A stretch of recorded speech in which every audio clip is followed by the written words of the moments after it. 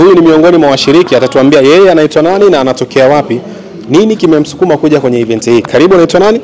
Naitwa Saila, natokea Mipango, chuo cha Mipango Dodoma, na nimekuja hapa kwa ajili ya kujifunza mambo mbalimbali ambayo tumeyapata, na kikubwa zaidi tunajifunza kuhusiana na mambo ya watoto, ujasiriamali, kama wazazi wa baadaye au kama wadau ambao tunakaa na watoto nyumbani ambao tunafanya mambo mbalimbali.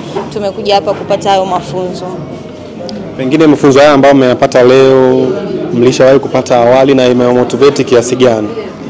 Kwa mafunzo ambayo tumeyapata leo hapana, hatujawahi kupata, na motivate sisi kama wanafunzi wa chuo kikuu tuweze kujiwekeza zaidi katika watoto, katika kuwatunza, kuwalea vizuri, katika kuwapa maadili ili nao baadaye waje kuwa watu kama sisi.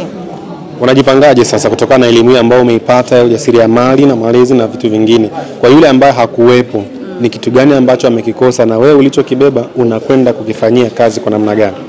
Kwa sisi ambao tumekuja tumepata mambo makubwa zaidi, na tunaenda kuyafanya kwa kuenda kwa motivate na watu wengine pia kutoa elimu mbalimbali. Hata kwa sisi pia tumeona kuna ile kampuni ya BF Suma, yule kiongozi mkuu ameongea vizuri, ameongea ujasiriamali kuanzia unapoanzia mpaka unapoishia, unaona? Kwa ile kitu kimetufanya hata sisi tuweze kuwa watu ambao tunaweza kwenye mtazamo chanya kwa baadaye, pia kuwa na kujiamini, kufanya mambo ukiwa kama mtu mzima pia. Shukrani sana, asante. Karibu tukutane msimu ujao 2026. Amina, asante sana.